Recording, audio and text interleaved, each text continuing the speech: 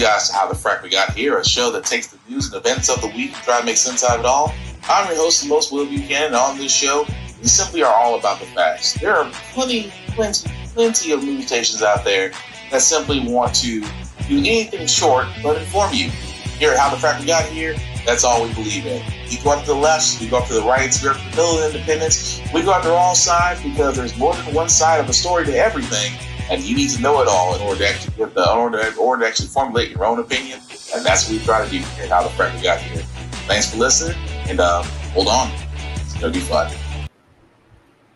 All right, guys, today's date, July 2nd, 2025, and this is How the Frack We Got Here. I'm your host, the most Will Buchanan on the Frack We Got Here. We do take the events of the week and try to make sense out of it all. Before we get started, guys, let you know that we are a news podcast. We do pride ourselves on using the most cited sources with award-winning journalism. We don't do sensational news like Fox News, The Blaze, whatever extreme left or extreme right you get your views from. We simply don't do that. We simply provide the facts. We do try to watch our language on this show, but let's be honest, words fly. At the same time, there may be things that might be shown that might be too intense for younger viewers. So viewer discretion is advised. Aside from that, welcome. So, yeah, I guess we might as well address the elephant in the room, because it happened.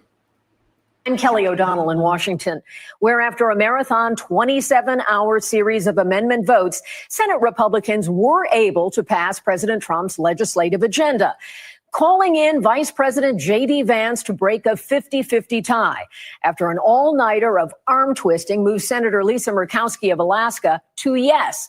The massive bill includes some big changes that now have to go back to the House, including an increase in a fund to help rural hospitals handle the bill's sweeping cuts to Medicaid. President Trump and his top Senate allies celebrated their long-fought victory. In the end, we got the job done, and we're delighted to be able to be partners with President Trump and his agenda, an agenda that is the right of the American people, the one that we voted for last week. In November, we heard loud and clear, and this is delivering on those promises. As President Trump would say, promises made, promises kept. The tax cuts were going to expire in December. There had been a $4 trillion tax increase.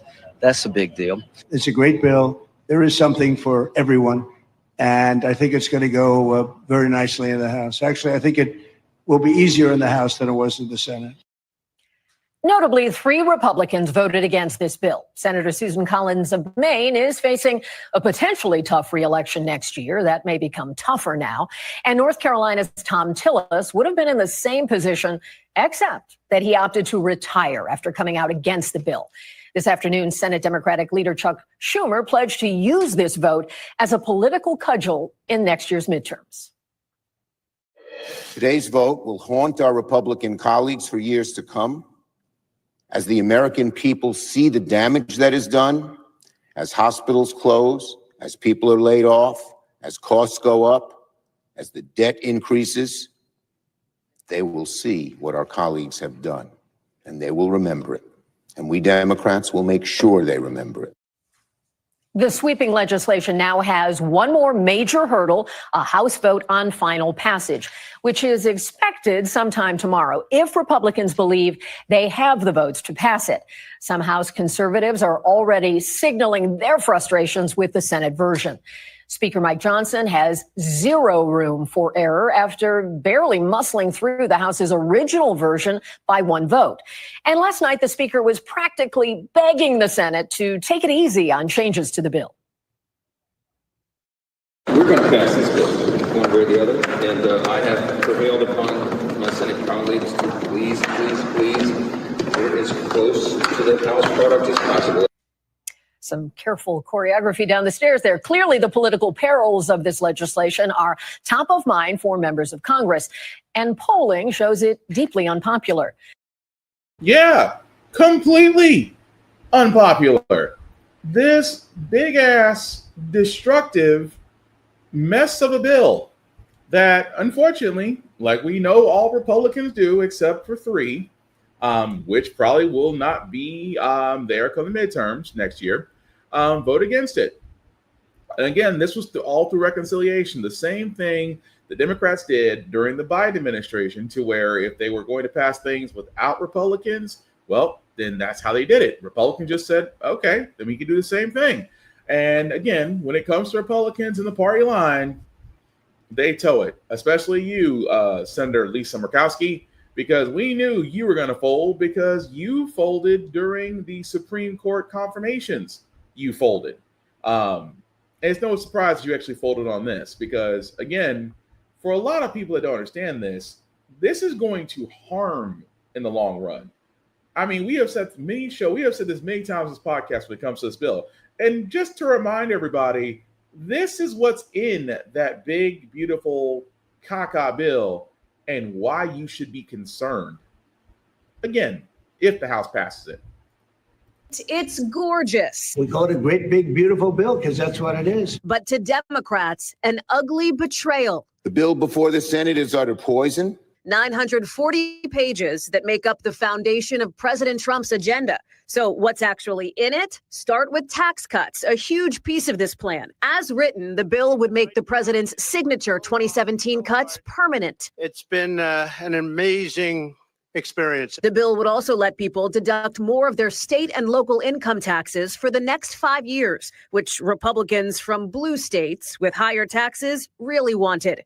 And it would fulfill a Trump campaign promise by implementing no tax on tips, overtime, or car loans. On other issues, the bill boosts spending on immigration enforcement with more money for the border wall and for ICE. It beefs up military spending, including money for space programs and moving the historic Space Shuttle Discovery from blue-leaning Virginia to ruby red Texas. The shuttle has cleared the tower.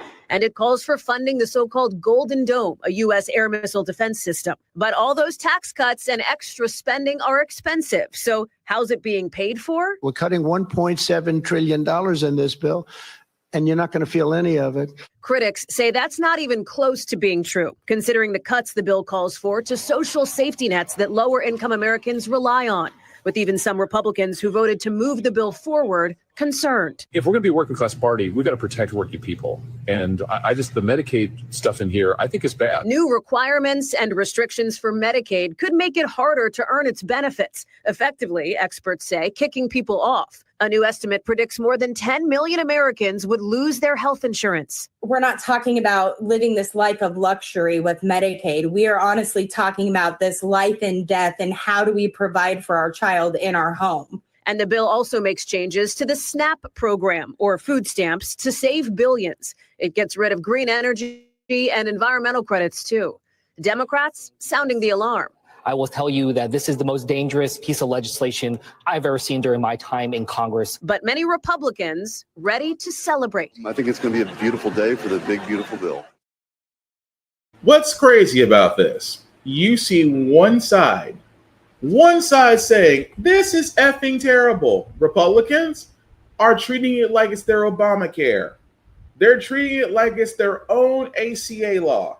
Oh, this is going to be great. It's going to be beautiful. For who? Because as the bill reads, the tax cuts that were put back in place when Taco was first run as president, those tacos tax cuts, try saying that 5 times fast, may be permanent. The tax cuts that all businesses love because it benefits them. The tax cuts that all rich people love because it benefits them. At the same time, the middle and lower classes, where for the rest of us, if you're not making anywhere near 80,000, let's just say an $80,000 a year ceiling. Let's say you're not making anywhere near that. Let's also say you're not making anywhere near 70 or 60 or 50, barely 50. Let's say that. That's the low bar. For everybody else that's not in the not in the 6-figure salaries, you are going to feel it everywhere. Grocery bills. Oh, by the way, which he said he couldn't do, but he sold you on the lie that he could. Oh, about energy. Oh, energy bills are going to go up because he said he could get them down too. See, again, this is why I kept saying the entire time, you believed a con man that told you all these things. And I love how they try to say, well, it's promises saved and promises kept. No, it's not. What promises? Because he sold the American people on a lie.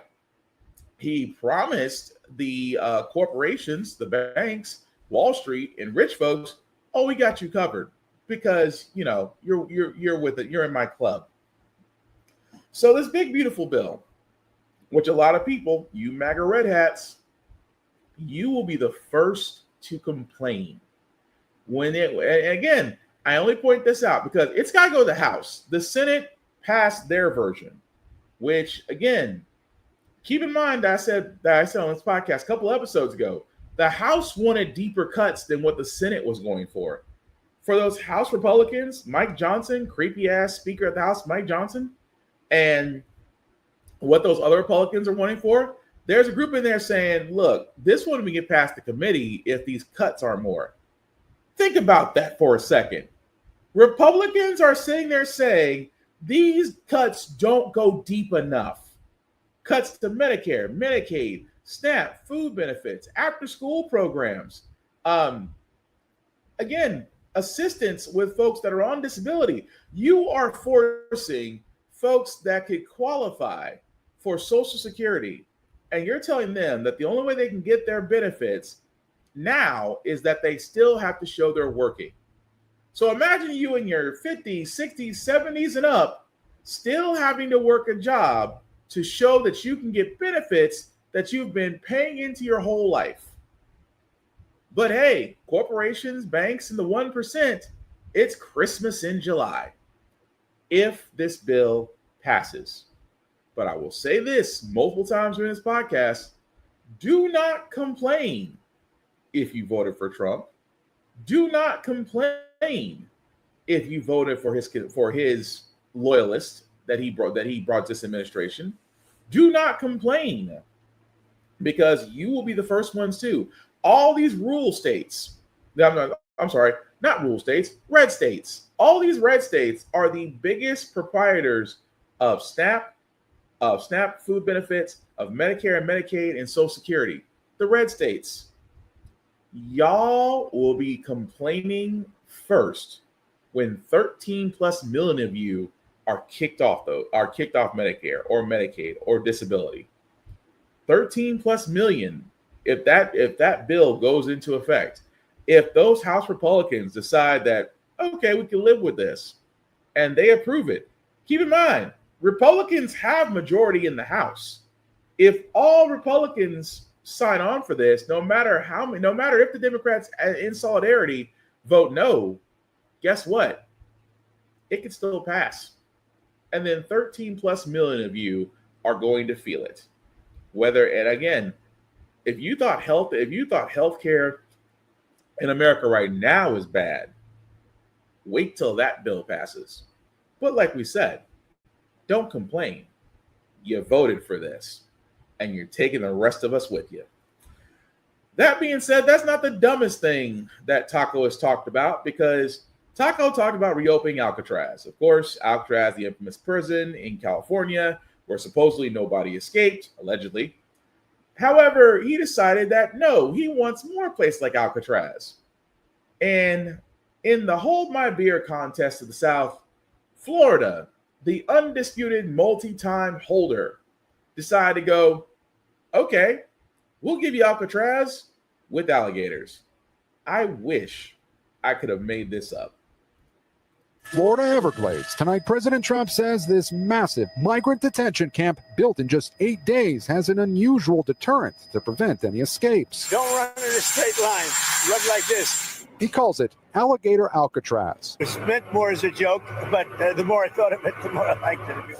With gators clearly visible outside, NBC News getting a first look inside. The partnership with the state has been great, right? Acting ICE Director Todd Lyons telling us the goal is to keep detainees here no longer than 2 weeks, where they can appear before a judge and be deported from the camp's existing runway. How would you respond to critics who think that this is not where immigrants should be housed? Well, what I would say is that obviously individuals that want to come here to enjoy the American dream should think about returning on their own, so they're not in a detained setting, right? President Trump was elected pledging to deport the record number of migrants who crossed into the U.S. under President Biden. I ran on the issue of illegals, and we have to get them out. According to data reviewed by NBC News, almost half of those currently in ICE custody have neither been convicted of nor charged with a crime. Is the administration still going after the worst of the worst? We are. The administration stresses the priority is violent criminals, but anyone who is here illegally is breaking the law. Through the course of another law enforcement investigation, we do come across people that are just here illegally. We will no longer turn a blind eye to that. Still, environmental groups are suing, Get the hell out of our Everglades.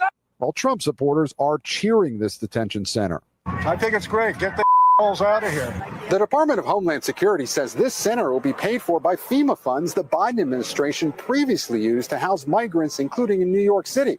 Nationwide, ICE's detention space is at 140% capacity. So the president says this center could be a blueprint for other states. Tom? What's crazy is 8 days. 8 days to build that facility. So I always love when people say nothing can be done in a expedited way.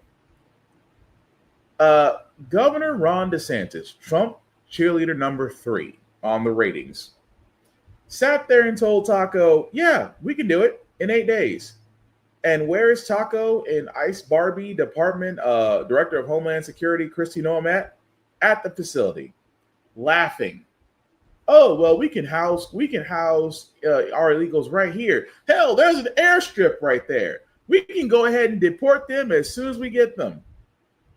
They literally created an internment camp with the idea of McDonald's fast fooding, which means that they're not going to get due process, because we know how Taco's administration loves due process. And I mean, when it benefits them.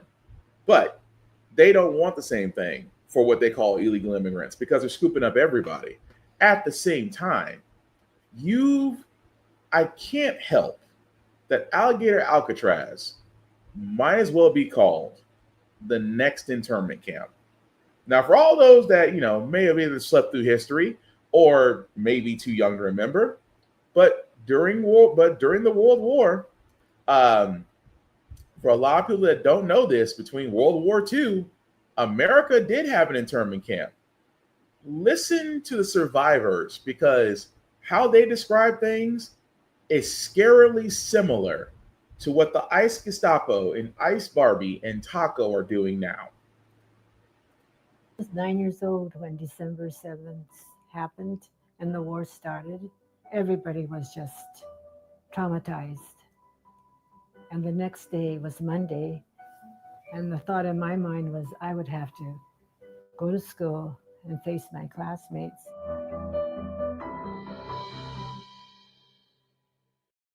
December 7th, 1941.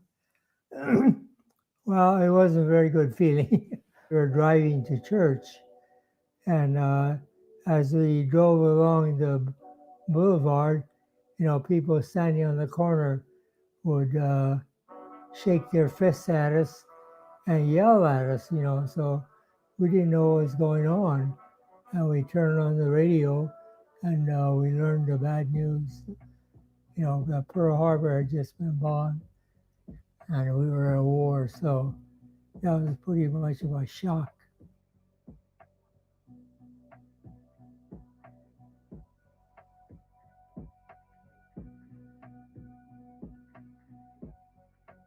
I think I was more traumatized and really made very conscious of the fact that I was different, that I was Japanese.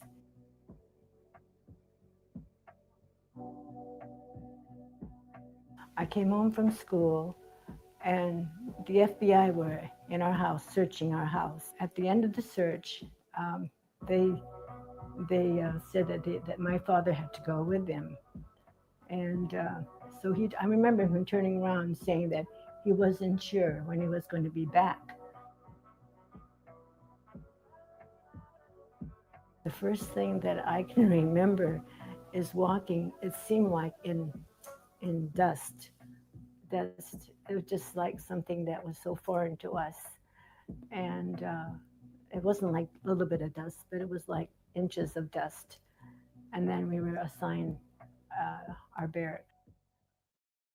The Japanese American internment is an important historical moment for us to remember because it reminds us that in times of crisis, we have a tendency to allow racism to take hold of society and allow us to make decisions that in many times are in violation of our civil liberties or civil rights. Unfortunately, over the course of 2020, we saw a rise of anti-Asian rhetoric. What you can see this anti-Asian rhetoric really aligning with is this long-standing trope of Asian Americans being foreigners, being perpetual outsiders. It's a way of really dehumanizing Asian Americans as really being, kind of followers, and we're almost kind of mechanical.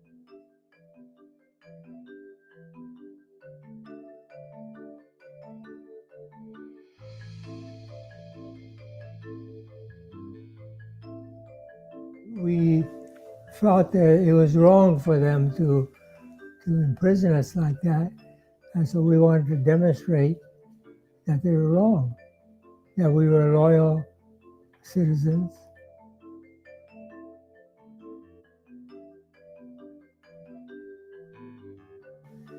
We were just doing a job, we were assigned there, we had to fight, and that's what we did.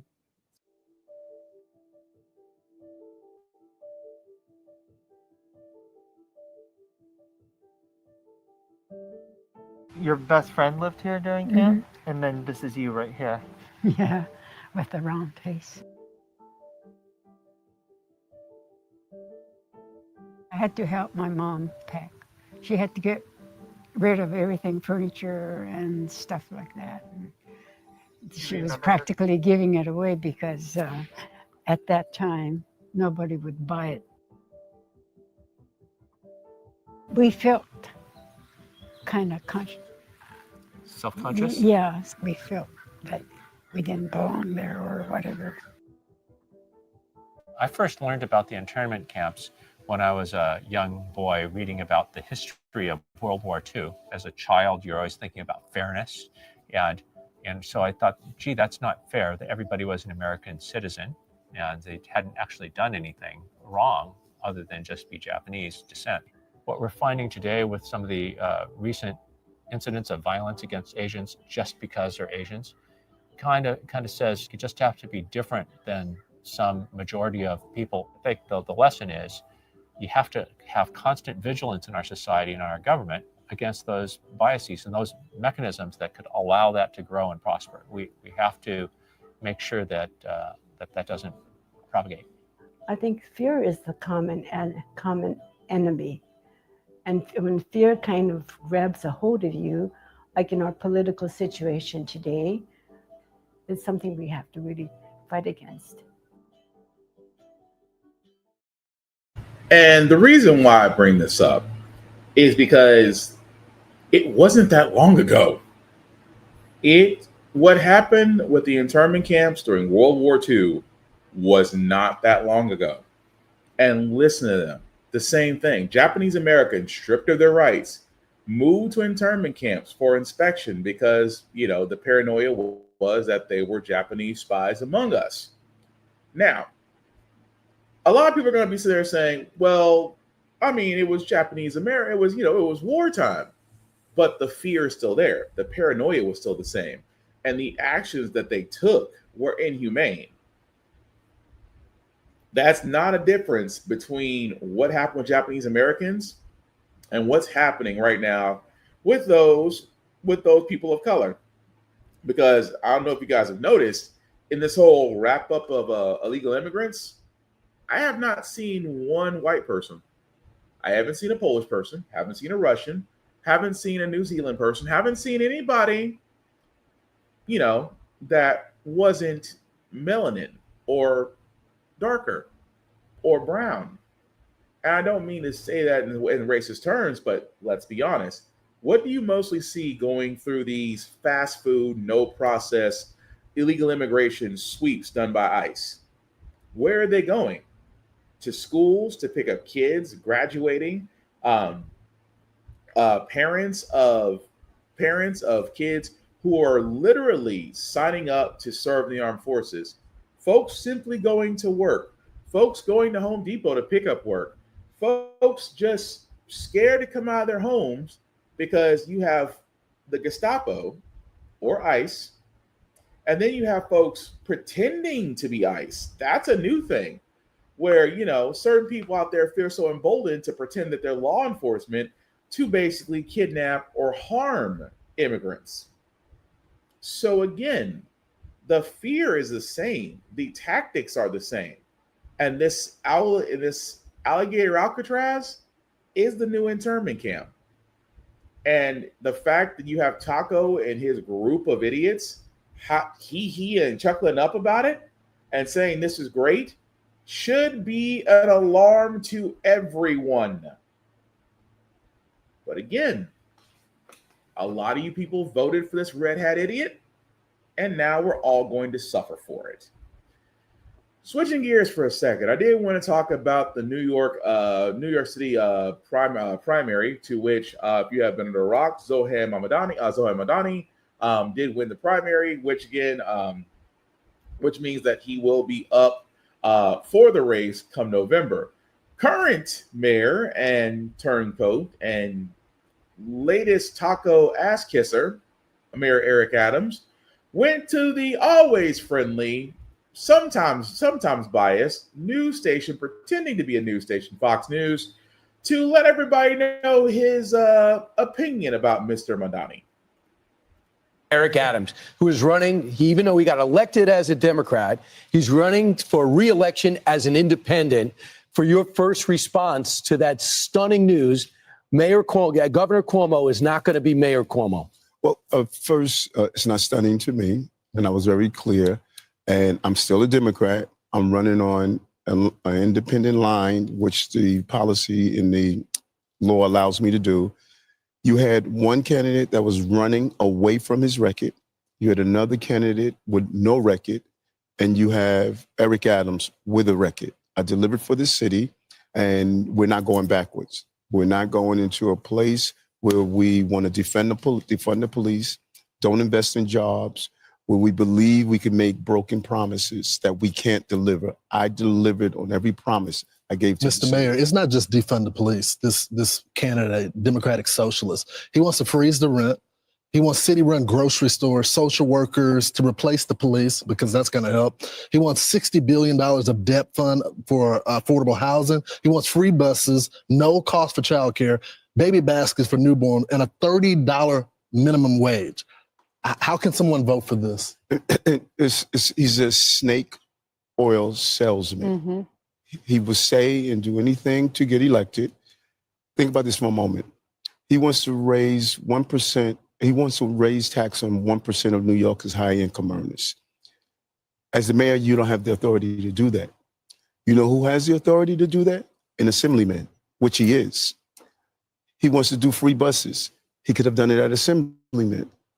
He doesn't understand the power of government and how you must making sure you improve your economy, raise the standard of living. And this is what we've done in the city. And I'm looking forward to being on the campaign trail. So I got to stop it there because, it's Fox News and I'm not trying to, have everybody lose their minds over it. Eric Adams can't talk. He was the one that was completely okay with the express toll system that they put in place. To where New Yorkers basically had to pay to go to work, pay to go home, pay to go anywhere in the city, which again is effing ridiculous. He was also the one. Keep in mind, Eric Adams was facing investigations of possible corruption and collusion charges with his election. Then he went crying to Taco. Taco then instructed his lapdog, Pam Bondi, to turn around and say, "Oh, the Department of Justice is now dropping its investigation into Mayor Eric Adams." Crazy that, he kissed Trump's ass and all of a sudden charges go.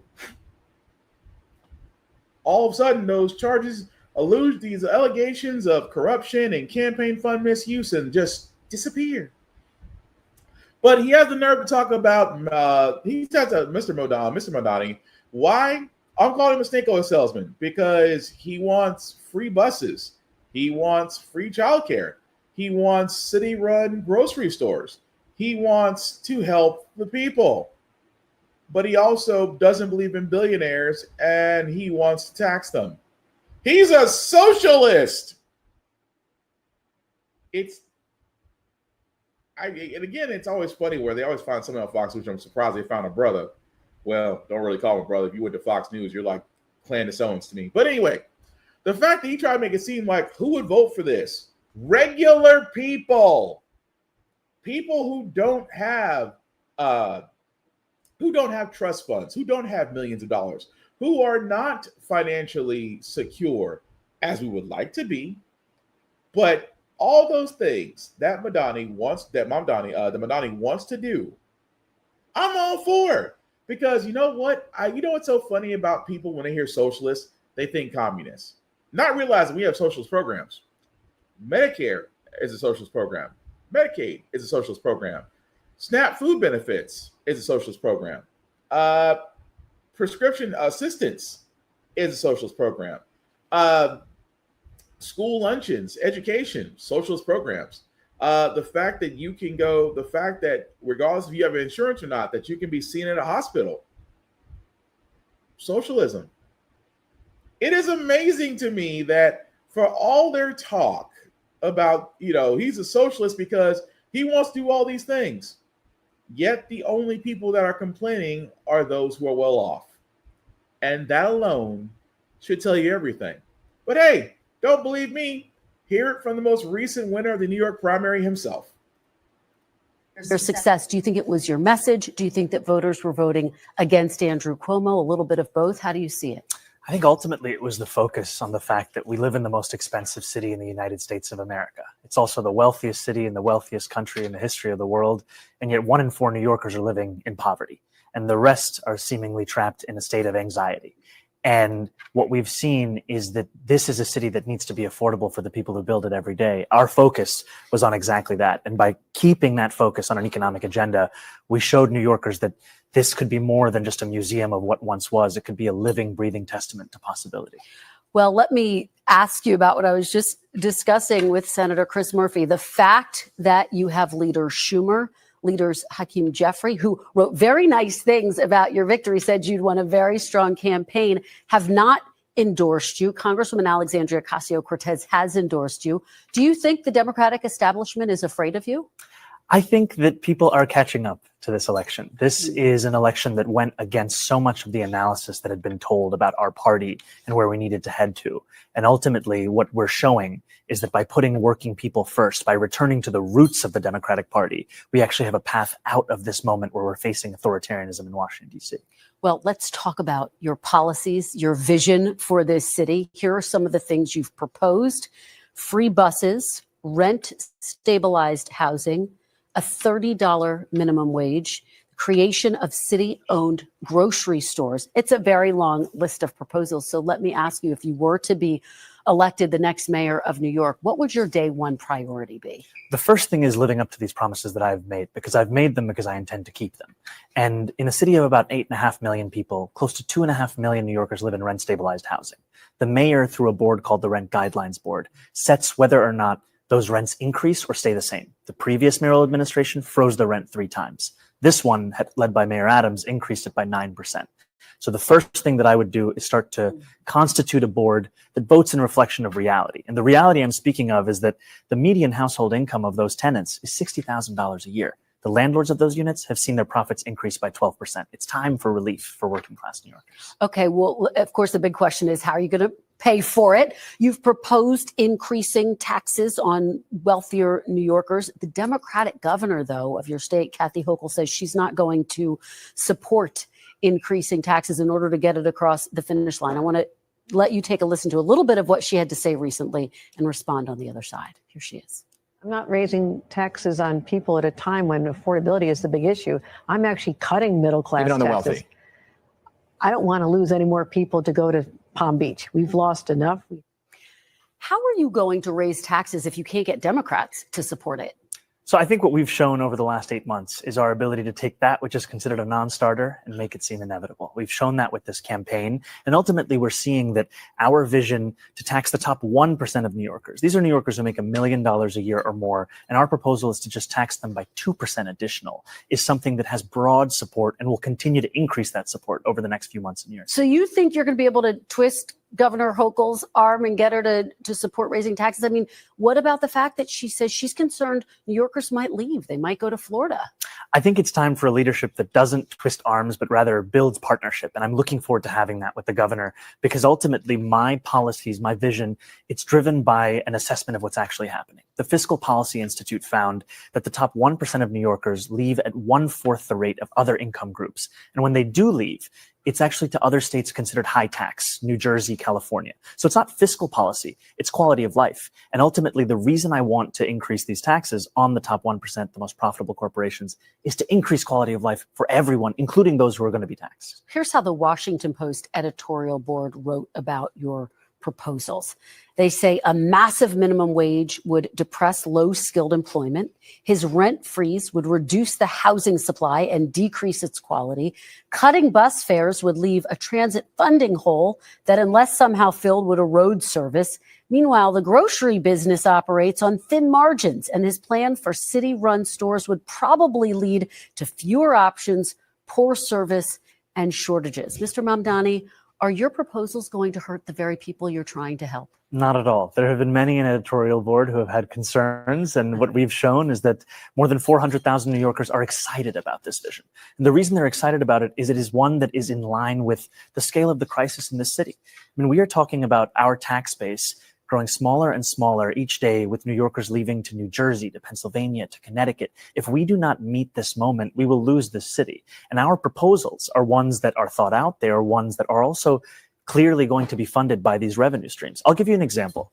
When we talk about grocery stores, I've put forward a proposal for a pilot of one grocery store in each borough. These are 5 grocery stores that would cost $60 million in a city budget of more than $113 billion. And ultimately, the reason that we are so excited by them is we've seen that they've worked in Kansas. We've seen that when a feasibility study was done in Chicago, it was shown to be something that was not only feasible, but pressing and urgent in an urban setting. And finally, it costs less than half of what the city's already set to spend on subsidizing corporate supermarkets without any guarantee of cheaper prices, any guarantee of collective bargaining agreements, or that they accept SNAP or WIC. Well, you take me to my next question about grocery stores. Some executives, including one of the top. So I gotta leave it there because, again, it runs a little long. But the thing I'm getting at here, the man just explained how he wants to do things. But you know what a lot of people are going to hear? A lot of people are going to hear, socialist! How will he get East to pay? And it's amazing. Whenever a progressive measure is put out, who complains the most? Those who make the most. Those who make the most are always the ones that complain. And here's the crazy part. They somehow convince others who make less to turn around and squawk right along with them. And I always say this best. If your income is not in the 6-figure realm, why are you defending those with 6, 7 higher incomes than you? Why are you defending them? They're fine. Here's the crazy part about rich people. And I know this is going to seem strange. This is going to seem weird, but I got to say it. You know the crazy thing about rich people? Rich people can pay taxes and still be rich. It's a shocking thing, isn't it? Rich people can pay more and still be rich. At least now, because, well, Trump's tax cuts are still in. But that's the thing. He wants more things for those that have less, and has shown that, yes, we will be pressuring the rich. Well, they can go anywhere else. Well, again, to a certain extent, this is nothing new. Rich people have went from California to Texas to Tennessee to New York to Florida. They always do that because they're dodging taxes. They're dodging tax rates. They love to come, especially in the South. Tennessee loves multi-billion-dollar companies because they've given multiple tax breaks to them all the freaking time. So that's not surprising. But for what Madani wants to do, again, I'm all for it. There needs to be more progressive measures. And again, the same thing as it works in New York is the same thing that can work in the South. And the problem is you have Eric Adams, who at this point kissed Taco's ass and now is his errand boy, goes on Fox News. And of course, Fox News hates anything socialism, but I'll get to Fox News in a minute because Gavin Newsom is doing something that Dominion should have done. But anyway, we'll get to that momentarily. But you're probably wondering about Taco. And of course, Taco did have an opinion about the latest NYC primary candidate and has decided to sit there and say, well, if he's not going to work with us, well, we're going to arrest him. Yeah, he said that. Well, then we'll have to arrest him. Look, we don't need a communist in this country, but if we have one, I'm going to be watching over him very carefully on behalf of the nation. We send him money. We send him all the things that he needs to run a government. And by the way, they get about 3 times what you get, Ron. If you look at the per capita, Florida gets 1/3 of what New York gets in terms of the numbers. Why don't you give us those numbers? Yeah, well, Because that's what we should send him. Yeah, well, like sometimes people say Florida gets more because they count Social Security recipients, but that's not money to the state. Those are seniors that live here. If they move to North Carolina, you could count it there. So it has no interaction with the state government. They get more in the city and state governments than we get. Right, substantially. We're going to be watching that very carefully, and a lot of people are saying he's here illegally. He's, we're going to look at everything, and ideally, he's going to turn out to be much less than a communist. But right now, he's a communist. That's not a socialist. I've always said we will not have socialism in this country. In the speeches, I said, well, what? They skipped socialism, and you got a lot of them like that. And you see AOC, she's out there with her, bad IQ. And there he goes into his usual old man that watches Fox News way too many times rant. It's amazing to me that he turns around and says he calls Madani a communist. Does he not? All I can sit there and say is, folks, a communist is way worse because Cuba under Fidel Castro was communism. Way worse. If he's want to do more for the people and he's taxing the rich to pay their fair share, that's not communism. If he wants free things like buses and grocery run stores to help combat the food issues, because there are plenty of food deserts practically everywhere, it's socialism. But now Taco's going to talk about, well, if he's a communist, we're going to arrest him. No, you're not, because that's what a dictator does. See, Taco believes he's a dictator; he can do whatever he wants, and I know, and he feels that way. But basically, not only because he's been enamored by the Supreme Court, which we'll show momentarily, but at the same time, he hasn't been checked, except when he almost, had that ear issue, which I still say is, bullshit.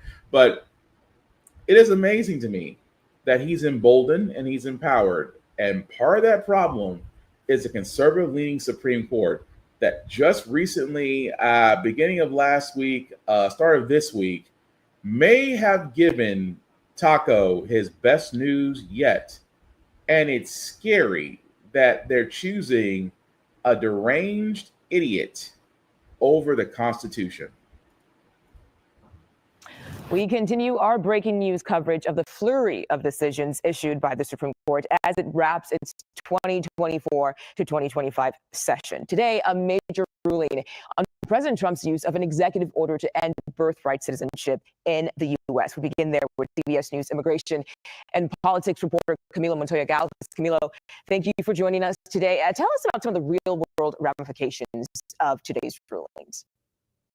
Good morning, Muga. Well, this could very well prove to be a major legal victory for the Trump administration's aggressive efforts to change longstanding federal policy, including on immigration, because you know, Mugo, because we have discussed these rulings on multiple occasions, nationwide injunctions have become a major legal obstacle for the administration's immigration agenda, with judges across the country blocking many of its efforts, including obviously on its attempt to deny birthright citizenship to the children of immigrants who are here illegally, and also on temporary visas.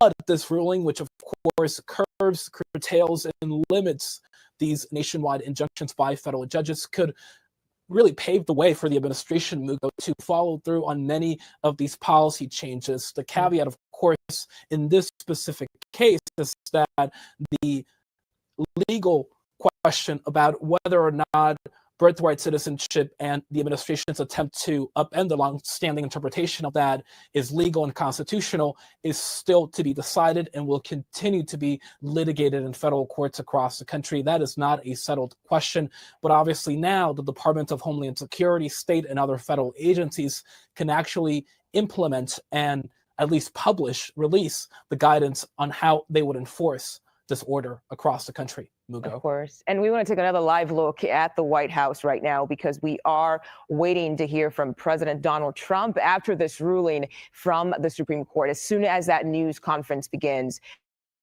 we'll bring it to you right here on CBS News 24/7. Let's get back to you, Camilo, because. So what's crazy about this is, folks, that they're pretty much saying in so many words, and I say this in so many words, they're basically telling Taco, go nuts. They're telling Taco, go nuts. They're telling Taco, hey, you can possibly remove birthright citizenship from people who were born here, that their parents, and again, this is the part that I'm getting at here, folks, that people who were born here, keep in mind what I said, people born in the United States, which, by the way, if you are born in the United States, you are a natural citizen. Now, if you have immigrant parents, Taco may be emboldened to sit there and say, well, I want to be able to strip your citizenship from you. If that is not a dictator thing to do, and again, this goes back, guys, to a conservative-leaning Supreme Court. Amy Coney Barrett was the deciding factor in this ruling. You know, the woman that we were worried about that was basically ramrodded in after Ruth Bader Ginsburg unfortunately passed away. And before her body was cold in the ground, they shoved Amy Coney Barrett in as soon as humanly possible because they wanted a conservative in that seat right next to Brett Kavanaugh to tip the scale. And ladies and gentlemen, that is how you have a conservative-leaning Supreme Court. And that set Taco up because that emboldened Taco. So now all Taco says is, well, we'll ask the Supreme Court to look into it. Have you noticed that? Whenever it comes to the legal ramifications of things, well, we'll ask the Supreme Court to take a look. And yet, nobody bats an eye. Nobody bats an eye. Nobody says anything. It's just like, my God. And like I said, the dangers of a conservative Supreme Court in this case is that they will turn around and there's always the fear. There's always the fear they could turn around and rule for Taco and everything. Why? More conservative voices, which is why we all should be concerned. But at the same time, I've been saying for the longest time the Supreme Court needs to adjust the way they do things. They do need term limits. You know, the lifetime job placement ain't working. Not anymore. There needs to be terms. I think that there should be a new Supreme Court for every new presidential term. I do think the Supreme Court should only hear things once they have went through the lower courts. I think the process needs to be revamped because everything Taco talks about or wants to get talked about gets fast food speed to the Supreme Court. And nobody seems to bat an eye to it. But again, this is what I talk about. But you know what else I talk about a lot of this podcast? You MAGA red hat people, specifically you Cubans and Latinos. I love y'all, but this next piece is basically ripping what you sow. You guys decide to vote in mass numbers for Taco. And how did Taco reward you? By sending you back. A wave of disappointment. One of President Donald Trump's most loyal voting blocs, Cuban and Venezuelan immigrants. Now speaking out in Miami, a Republican stronghold, as the recent wave of deportations hits home and the Trump administration moved to end temporary legal status, or TPS, for more than 500,000 people who arrived during the Biden administration. Elena Conde says she came here from Cuba on humanitarian parole in 2023. Her husband, Ariel Lara, crossed the border with Mexico twice, once in 2019 when he was detained and deported, and then again in 2022. 6 weeks ago, he was taken into custody at his residency hearing. So he was given an appointment to go to ICE. You told him before he left for that appointment, you don't have anything to worry about. You haven't done anything. Instead, he was transferred to Texas, where we spoke to him from his detention center. Ariel, ¿qué piensas sobre lo que está pasando ahora en este país, en este momento con respecto a las deportaciones? How do you feel about everything that's happening right now in this country with the deportations? You don't understand how this could happen. ¿Qué pensaba que iba a pasar cuando ganó Trump? What did you think was going to happen when Trump won? You're saying you believed the president when he said he was going to deport criminals. Now, Elena is left behind with her daughter, 7-month-old son, and Ariel's 70-year-old grandmother, who has been a U.S. citizen for years. Together, facing a reality they never imagined. Toda mi familia votó por Trump. Your whole family voted for Trump. Lo apoyaba a Trump durante su campaña. Did you support him? Yo estoy fuera. You're outside of it. You can't vote. Pero te sientes decepcionada. Do you feel disappointed, deceived, engañada? Me siento mal porque sé que ellos creían en él. You feel bad because the rest of them believed in him. It's a concern Democratic strategists are capitalizing on, with billboards like these calling Republican lawmakers traitors. Still, here in Florida, Trump won almost 70% of the Cuban-American vote in 2024, along with 61% of Doral, home to the largest Venezuelan-American population in the U.S. They used us. Adelis Ferro is the co-founder and executive director of the Venezuelan-American Caucus. How is the Venezuelan community feeling right now, especially in the context of these deportations? Desperate, terrified.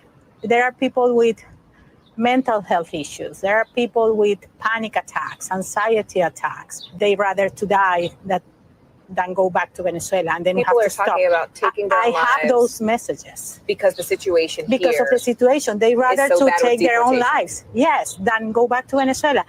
The ripple effects affecting families and businesses.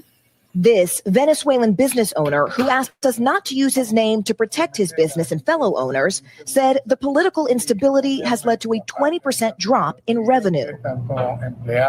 It's affected your clients as well as the people who work here. Sí, claro. Entiendo que hay mucha gente que ha invertido, tiene negocio. A lot of people have already invested in businesses here and they've stopped because they just don't know what the future brings.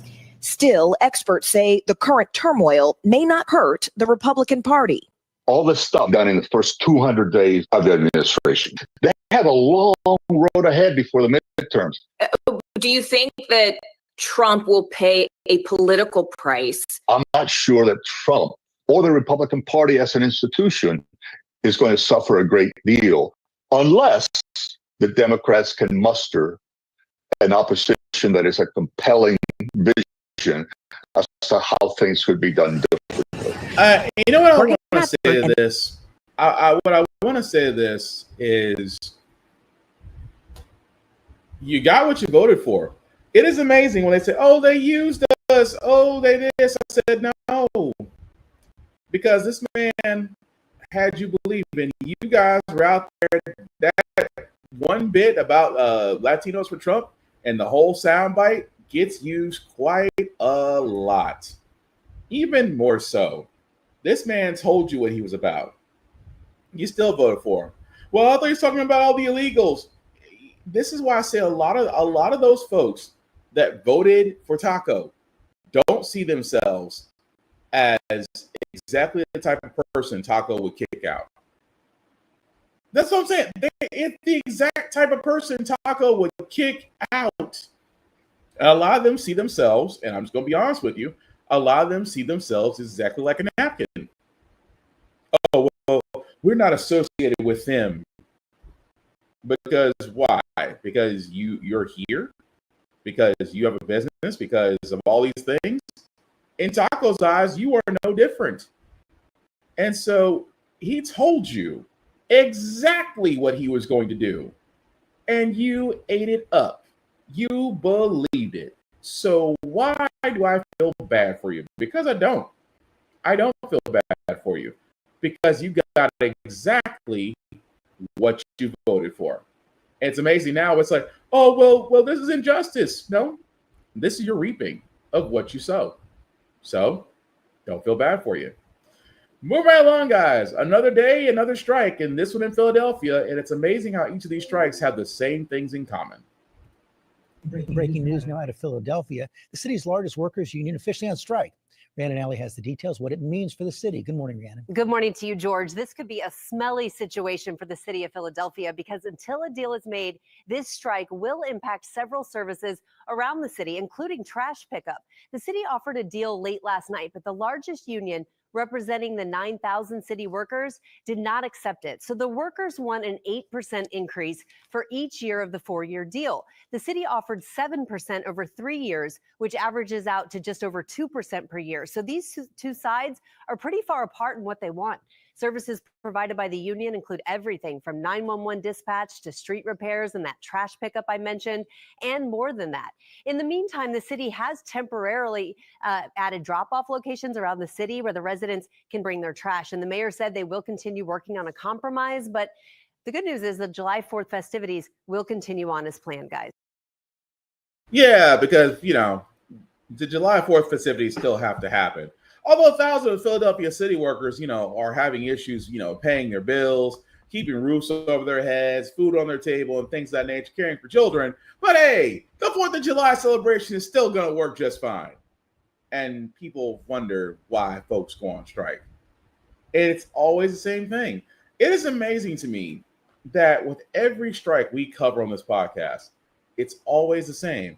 And what I mean by that is, it's always the same as in just paying people. People are tired of breaking themselves for pennies, for poverty wages. And it never ceases to amaze me that the simple answer is pay people more. Because the money's there. You just choose not to spend it or choose to hoard it for other things. But we will follow that. I just thought it was crazy that they said, oh, well, the strike's going on, but don't worry, the 4th of July celebrations will still happen. I'm sorry. I'm more of a Juneteenth person. 4th of July, last time I checked, people were still enslaved around July 4th. So I'm sorry. It doesn't have the same bearing for me as it would for somebody else. Sorry, not really sorry, and I won't apologize. Move right along. Taco does understand that his immigration policies might be a little bit rough on his constituents, mostly his business owners, the farmers and things, the farmers, hotel owners. And what he wants to do is think about giving them a pass. How much you want to bet he's trying to figure out his way of advertising a Trump immigration pass? Yes, that might not be the working title, but it's exactly what he's thinking about doing. Meanwhile, another possible shift in Trump's immigration crackdown. This time, he is suggesting what he calls a temporary pass. It could protect farm workers and hotel workers from deportation. Here's what he told Fox News about the whole thing yesterday. When we go into a farm and we take away people that have been working there for 15 and 20 years who are good, who possibly came in incorrectly, and what we're going to do is we're going to do something for farmers where we can let the farmer sort of be in charge. The farmer knows he's not going to hire a murderer. So we're working on it right now. We're going to work it so that some kind of a temporary pass where people pay taxes, where the farmer can have a little control. Now, about the specifics, let's go to NBC News Senior Homeland Security analyst Julia Ainsley. Hey, Gotti. So this comments from Trump, again, really kind of riling the immigration community, especially anyone who wants to track which direction this president is going in. On one hand, you have arrests continuing in L.A. with incredibly militarized tactics. People, especially people from Customs and Border Protection, arriving in Home Depot parking lots with masks on. And then you have Trump finding the softer side when it comes to the employees of hotels and the agriculture sector.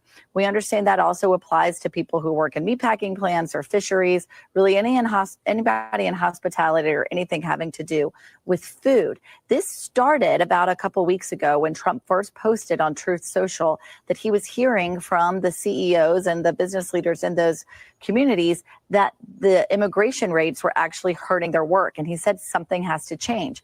ICE followed up with a memo saying that they should no longer do workplace raids at those locations, but that the employees, as long as they were at home in their communities, were basically fair game for ICE to go pick up.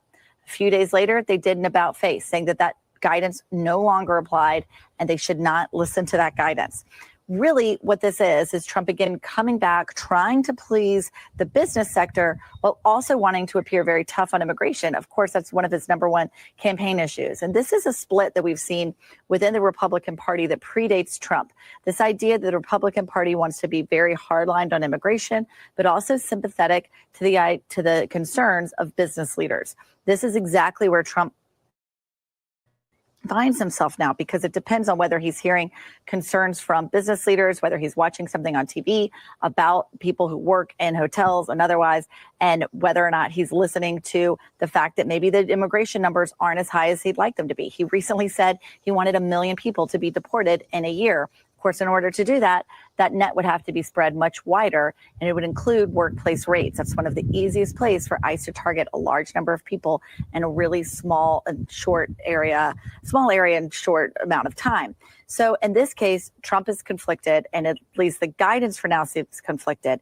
Exactly what will happen, whether or not these temporary visas might come through for those workers, remains to be seen. I reached out to DHS and USCIS, which handles visas, for comment. They said to go back to the White House, which means this is clearly still sitting in Trump's purview, perhaps on his desk or in his mind, but it's an idea he has that has not yet been actualized with some kind of form or some kind of visa that might be coming out from the Department of Homeland Security. So it's something to pay attention to, but as we've said, we've seen this before. Oh yeah, we've seen this before. And do not be surprised if Taco decides to come out with, hey guys, so you have workers that are illegal, but you have a farm or hotel or a golf resort to where my award-winning golf tournaments will be held at. Would you like a Trump pass? Yes, Trump Gold immigration passes. Be sure to actually sign up for those. That'll be about $5,000 to $10,000 a pop. How much do you need workers? Well, how much do you need them to not have ICE knocking down your door? Trump immigration passes. Trust me, something stupid as that will come along. Why? Because again, Taco has a problem, because he rounded up, as we said earlier in this podcast, he rounded up folks from Home Depot, from schools, from farms, from regular off jobs. And these are the jobs that Americans don't want to do. I love to say, well, they're taking our jobs. So you'll be the pickers in the farms. You'll be the ones folding the beds in hotels. You'll be the ones cooking meals in the service industry.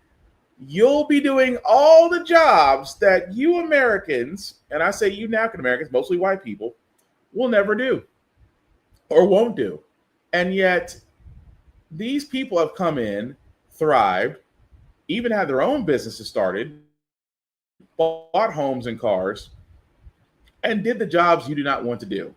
But because Taco and his ICE Gestapo has done such a crazy job of rounding up folks, that business owners are now complaining. Well, I can't really run a hotel if I don't have staff. I can't, I'm going to lose crops every day because those immigrants work harder than regular Americans do. I'm going to go complain to Trump. Yes, it's the first term for Taco all over again. Because remember, those farmers came crying to Taco. Taco gave him a bailout. Well, white farmers, because he didn't give the same bailout to black farmers. So I'm not surprised that Taco is going to now talk about, we're going to probably float the idea of a green card for workers. But guarantee he's going to put his name on it, guarantee it's going to be gold, and guarantee he's going to sound like it's the problem. He's going to sound like it's the answer to a problem that he created but mysteriously forgot about. Mark my words. Mark my words. Speaking of things that are mark my words, Taco talked about everything being weaponized against him when he was president. At the same time, he was facing multiple charges, although he's still a convicted felon, 43 counts. He's still dealing with some court cases, but because the Department of Justice, mainly his lapdog, that gutless heifer Pam Bondi, will not be pursuing him because it is the opinion of the Department of Justice not to indict a sitting president because, again, she's a loyalist. That being said, she's also going after the prosecutors for the January 6th terrorists, as in letting them go. We want to begin with some serious news in the headlines that we check at the top of this half hour. Multiple sources tell NBC News that the Department of Justice has fired at least 3 federal prosecutors who worked on cases against the January 6th rioters. A copy of one of those dismissal letters was seen by NBC News. It was signed by the Attorney General, Pam Bondi. No reason for the removal was given in the letter. The Department of Justice declined to comment. The DOJ had previously fired January 6th prosecutors who were in a probationary period in new positions or as new hires. No, she let them go because they prosecuted domestic terrorists. Because Taco, again, pardoned almost every January 6th terrorist. And to punish those that did prosecute them, Pam Bondi decided to let them go. It's just BS on how they want to dress this up and say, well, they were temporary or they were in a short capacity. No, Pam Bondi took her lapdog orders, and Taco wanted everybody involved with the January 6th terrorist groups, as far as the people who prosecuted them, not to be associated with his Department of Justice. So I find it funny that Trump talked about weaponized FBI, weaponized DOJ against him, and he's doing the exact thing he complained about. The exact thing. He has weaponized the Supreme Court. He has weaponized the DOJ. He has weaponized the FBI. He has weaponized the Department of Homeland Security. He has weaponized ICE because they're all working for him, not the government. Hypocrite much? That's all I'm saying. But anyway, one of our last two stories that we're going to cover today, guys. Again, I get back to California governor and probably potential 2028 candidate Gavin Newsom. Governor Gavin Newsom has done something that should have been done, although I still blame Dominion for this, for selling for Fox News. The governor is suing Fox News for not telling the truth. We all knew Fox News was full of shit. But now, thankfully, I hope he takes their ass to court. I hope it's a court case, honestly. Newsom is taking aim at Fox News. The Democratic lawmaker is suing the channel for defamation to the tune of $787 million. The suit was filed earlier today in Delaware, where Fox News is incorporated. Newsom took to X to make that announcement, posting in part, "No more lies." NBC News correspondent Camila Bernal joins us now. So, Camila, what can you tell us about this lawsuit, and what have we heard from Fox News? Hey, St. Clay. So first, Governor Gavin Newsom claiming that Fox News host Jesse Waters lied when he called him a liar when they were talking about this phone call between the president and Governor Gavin Newsom. This is after the National Guard and the Marines were activated here in LA during those protests. And so this was also already disputed on TV and between the two of them on social media.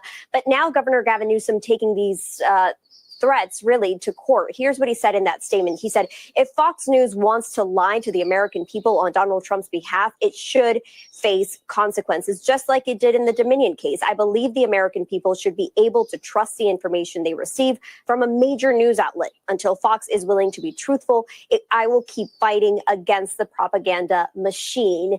Now, Fox News really kind of dismissing these claims from Governor Gavin Newsom. They also released a statement saying this: Governor Newsom's transparent publicity stunt is frivolous and designed to chill free speech critical of him. We will defend this case vigorously and look forward to it being dismissed. Now, Governor Gavin Newsom, he asked for an apology, an on-air apology and a retraction. It's unlikely that that is going to happen given the stance that Fox News has taken on this lawsuit. We'll have to wait and see what a judge decides. But again, this back and forth has already been very public, and now it'll be in the hands of a judge. So what's crazy about, Fox News, because they're not a news station, even though in the Dominion lawsuit, they claimed they were not a news station. They claimed that they were an entertainment network. It's there and legal if you want to look at it. But it's amazing that when Dominion brought their lawsuit post the election to where Taco had lost and Biden had won, they said the same thing to Dominion. Because keep in mind, Dominion was basically the voting system, voting machines that were used in that election, and Fox News and its correspondents couldn't stop talking about it. Oh, well, Dominion, they have faulty voting machines. They have faulty voting machines. They kept saying it all the doggone time. So what did Dominion do? They sued. And Fox News was like, oh, well, we'll defend this in court. It almost went to court. Why? Because Dominion was like, cool, we'll go to court. And we will subpoena every one of your anchor people. We will submit every one of your anchors. We will submit not from Sean Hannity to Laura Ingraham to Fox and Friends. Everybody was about to testify in court. It was about to be the greatest. It was about to be the greatest time that you ever want to watch a court case, to see Fox News in court defending themselves. What happened? Fox News settled. Fox News and Dominion settled. And I'm forever mad at Dominion for that, because Dominion could have done the world a favor. They could have sat there and exposed the greatest propaganda machine this side of the U.S. They could have. But now Governor Gavin Newsom wants to do the same, saying Fox News lies, which they have been caught in multiple lies. At the same time, Fox News again, well, we'll defend ourselves, or we'll see us dismissed. It's funny, you said the same thing about Dominion, and you almost went to trial. Governor Gavin Newsom, if you are able to get this to go to trial, please let it go to trial. Please don't settle. Let it go to trial, and let us put Fox News out there for the world to see. It will be great. But we'll follow that story as it comes along. The last thing I got, guys, before we get to our feel-good news segment is, that Taco is sitting there saying that Israel has agreed to a proposal for a 2-month ceasefire in its war with Hamas. That being said, keep in mind, this is coming from Taco. Israel as well as Hamas has not commented on this at all. And that's what's so crazy about this. And I want to point this out because keep in mind, this whole mess was started by the U.S. welfare queen, Prime Minister Benjamin Netanyahu, because he wanted to go after Hamas for Palestine, because they wanted the area in Gaza. They wanted the space in Gaza. So at the same time, that started with the Gaza Strip. This is also the same prime minister that started a fire with Iran. Iran retaliated. And now you're going to tell us that Taco, being so-called the great negotiator, is going to sit there and tell us that there's a ceasefire between Israel and Hamas, and neither Israel nor Hamas has commented on it. Ladies and gentlemen, this is why I keep saying all the time, you cannot trust Taco when it comes to anything. Why? He lies his ass off. And this may or may not be true. But I've always said in the world of journalism, whenever we report something, if one side is talking and one side is not, then start sniffing. There's some BS somewhere. But that being said, we are going to move on to our feel good segment because usually on How the Frack got here, we do cover a lot of things that are doom and gloom, sometimes making you faith in humanity. But hey, it's Wednesday. Tomorrow's Thursday. We will leave you guys out some good positive vibes, good feel good stories to make you think that, there's still a little bit good of humanity left. And hopefully this next story will do that about really a young man, or I should say young men who, again, are being entrepreneurs at a very young age. How about a little inspiration to go with that coffee this morning? This next story is about students beating the odds at a basketball-focused high school in the Bronx where they are making much more than hoop dreams come true.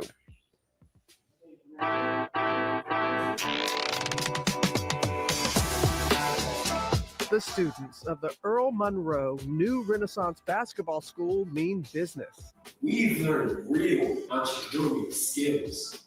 This is our path to success. At this unique Bronx-based charter school, basketball is used as a vehicle for learning. It's a specialized school for basketball, but not for the playing of the game at all. So in addition to the core curriculum, these high school students end up majoring in one of the 16 professions off the court: nutrition, physical rehab, design, business law, finance, etc. They all grow up in the Bronx. It's one of the poorest congressional districts in the country where they come from. When they entered school, the average literacy level of the ninth graders only, fourth grade. It was an eye-opening disaster. And now, after 4 years of hard work in an elective business class, a group of students launching their own clothing brand, Eventually. They created their own business brick by brick. We talked about it for months. We will manufacture, design hoodies, t-shirts, sweatpants. There's no test or grade. All of this is coming from the heart. We have a marketing team, a pitch team. We all took what we excel best at, and we kind of came together. Before I joined the class, I felt really lost. This business just opened up a different world for me. It boosts my confidence. It boosts my leadership skills. We were able to build something so beautiful. It's honestly really emotional because I never thought that the idea that I would come up with would reach to this type of level. The students' dedication caught the attention of global apparel company Centric, leading to a partnership that gave them a front row seat to the entire manufacturing process. Their maturity, their professionalism, their passion, their work ethic, and the respect as well. These kids been through a lot, and to see them all come together to root for each other and to see them become one big team, that was very inspiring. The name Eventually and the brand's message came straight from the students. I wanted something that brings hope, that shows relentlessness, no matter what you're doing, you can achieve that goal. And eventually just came up because eventually you're gonna reach your goal. And the color orange, another meaningful choice. This stands for anti-gun violence. A lot of us have come from troubled neighborhoods where our friends, family, loved ones have been affected by gun violence. I've dealt with gun violence, unfortunately, in my life with my uncle who passed away. To see a school take pride in representing anti-gun violence touched me. What we're hoping to accomplish is to give light to those type of things because those things shouldn't go over lightly. My hope for the brand is to leave an impact on the world and our community that no matter where you are, where you come from, you can do it and don't let nobody shoot you down because when you have a goal in mind and you're driven and you're determined, nothing can stop you. We all start from somewhere. During their first photo shoot, an encouraging surprise, seeing a staff member from their school wearing their design. To see someone wear it is very cool to me. It's okay. It's kind of the start. One day I'll see one person in the street wearing it. One day, hopefully I'll see hundreds or thousands or millions of people wearing it. They've all got it. Something within each and every one of them that's magnificent. Can we reach it? I love it. Can we reach it? Eventually. What a program. It is a great program, Michael. I had the pleasure of visiting the school a few years ago, and I brought a friend with me, Magic Johnson. And I'm telling you, Magic is somebody who has used his skills in basketball to be uber successful in business. So when these young people met Magic and he spent some time with them, was really quite memorable. And it is graduation day at the school. Do you know that 90% of the students in the program have been accepted into college? Wow. 90%. And we congratulate all the graduates. And if you want to get some of their clothes, their line launches next month. Just Congratulations. incredible. I know. Yeah.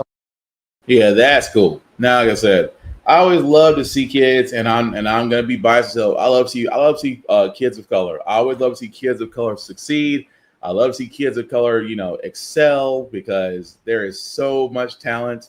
Whether it's entrepreneurship, whether it's art, whether it's 100 different things.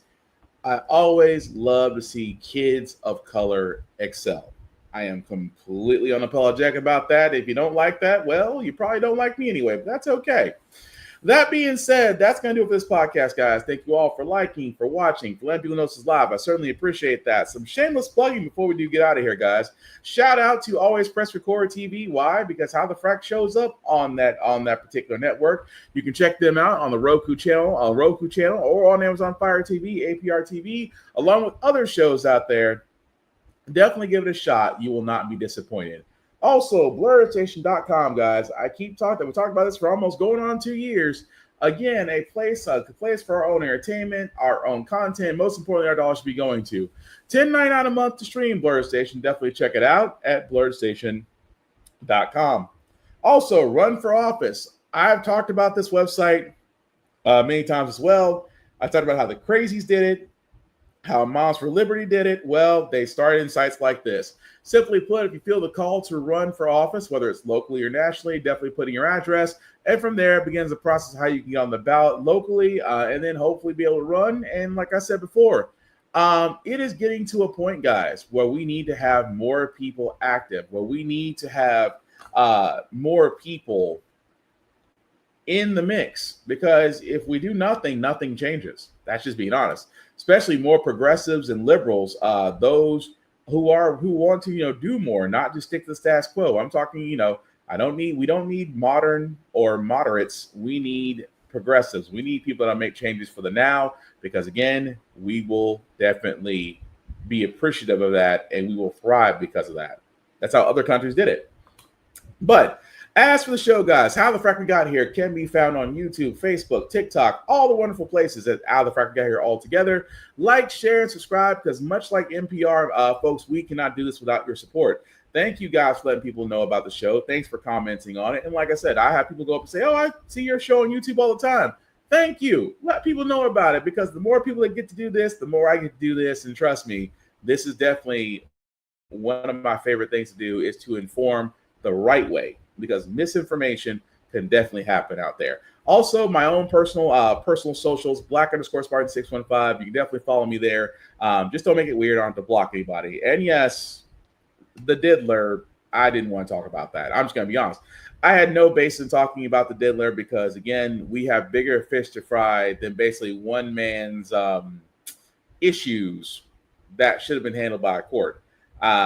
I got him. I mean, personal wise on it. Again, he got ruled. He got due process.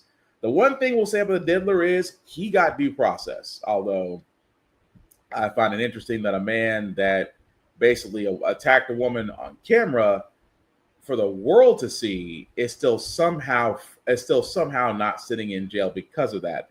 But like I said, I digress. Didn't want to cover it because it's not the news that you need. That's pretty much just for the ratchet sites. But again, I digress. That being said, guys, last thing I'll say about How the Frack Got Here, it's all about staying informed. We are not trying to reinvent the wheel, guys. We are simply giving you all the information allow you to make up your own mind, but we do provide a logical perspective that goes along with it. We do better as society once we're informed. We're progressive. We move forward. We try to right the wrongs of our past. We're making decisions now that we should have done back then. Like electing our first black woman to the Supreme Court, electing our first black woman to the Federal Board of Governors. Maybe one day, electing our first black woman to be called Madam President. All great things. We don't learn from history. We are doomed to repeat it. That's what we keep asking ourselves. Why does everything go about our paycheck? Why are we electing different politicians but still the same old game in Congress? And most importantly, how the frack we got here? Thank you all for watching, guys. Please don't doom scroll. Protect your peace. Check on your friends. Do something that makes you happy. And at the same doggone time, smile. It's not over yet. Have a good 4th if you celebrate it. For the rest of us, go enjoy yourselves. Hopefully not out in the sun. If you go out in the sun, hydrate. The sun's trying to kill us. Peace.